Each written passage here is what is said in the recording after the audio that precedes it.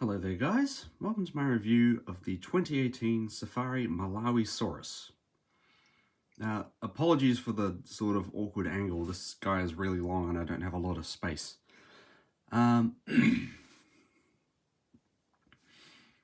First, well, something from the unboxing, if you didn't see it, was when I got this thing, the tail was bent, like really far down. This has spent about 3 days pressed up against the side of the box with the Papotriceratops leaning against it, so it's a lot straighter now, except the tip is still dragging on the ground, which does mean that the right foot is off the ground, but I'm not too concerned about that because, I don't know, it's in a bit of a walking pose. It's sort of implying that this thing is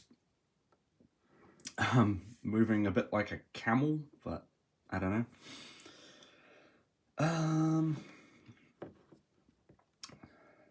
So yeah, this is yet another African dinosaur in my collection.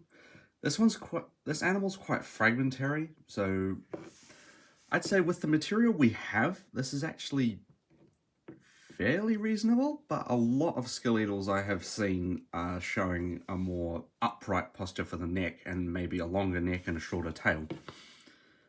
But yeah, like this is from about 125 million years ago, so it's a rather basal titanosaur. So, you know, there are basal titanosaurs that sort of have this, like the Diamantinosaurids have weirdly long tails. But anyway,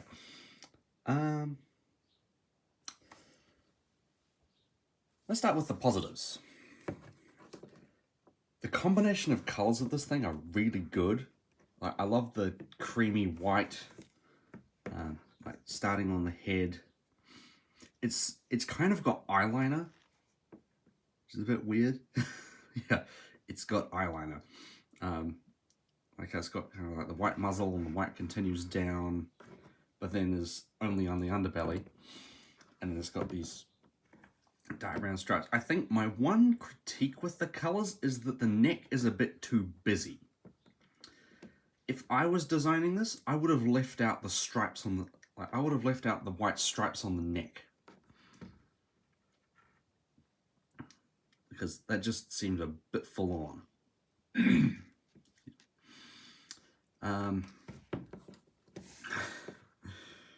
Yeah, I do quite like how oddly wide this guy is from over top, but well, yeah, it kind of reminds me of the titanosaurs from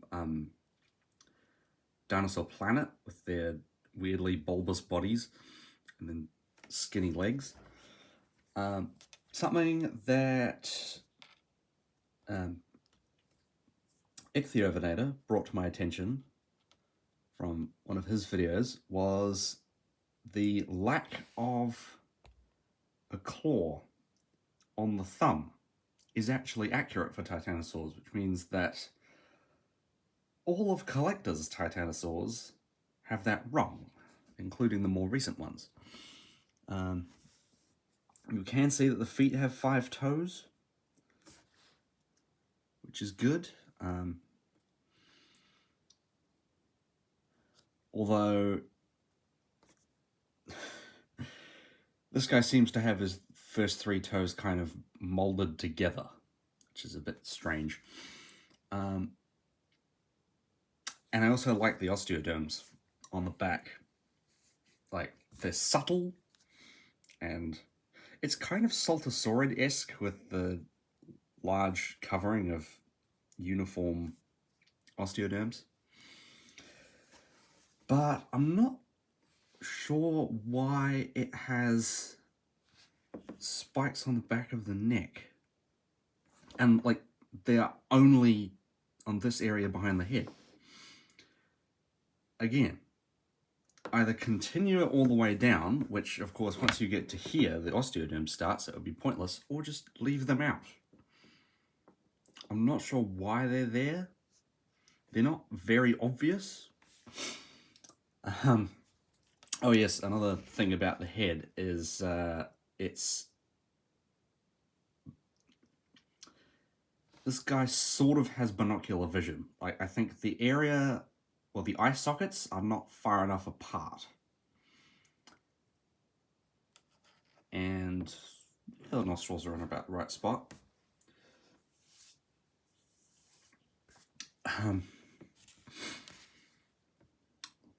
Yeah.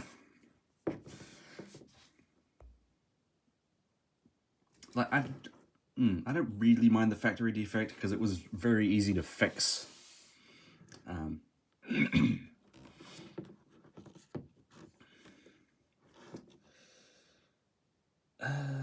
Yeah.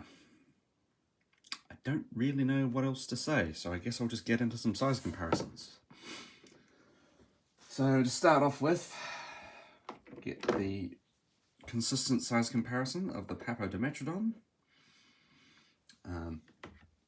And then some other Titanosaurs. Got the absolutely ginormous Collector Dreadnoughtus.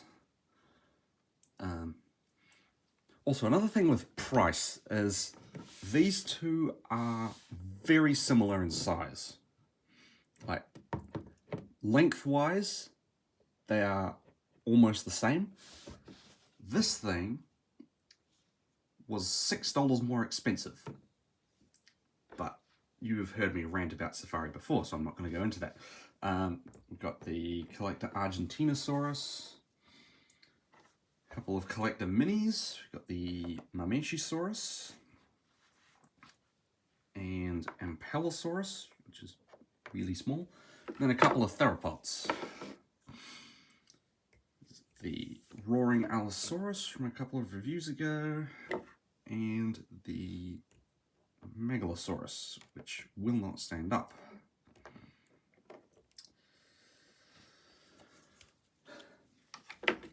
So I bought this thing for, I think, 3 projects. Yeah, so first off, it's going to appear in my next DI series as a generic Titanosaur. Partly because all of the sauropods in that show are unnamed.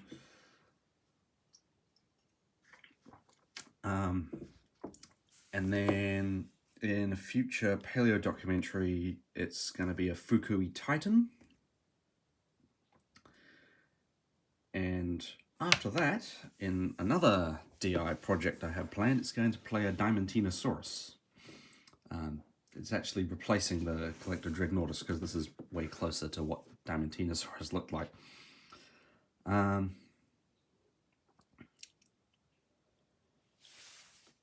Yeah. Other than that, you might see it in the background here and there. I don't think it's going to be in the Dino Quest special because I've already got enough things in there. But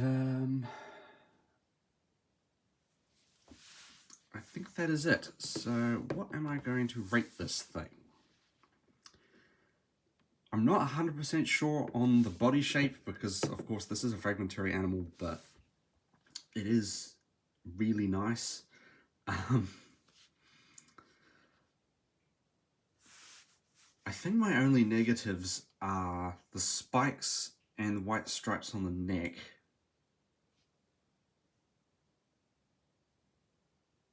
Yeah, actually, I think this is probably worthy of a 4.9. So, yeah, 4.9. Okay. I don't know when the next review will be. By the time this video comes out, I may have already filmed it. That depends on whether or not people actually want that review, which will be for my other modern animals.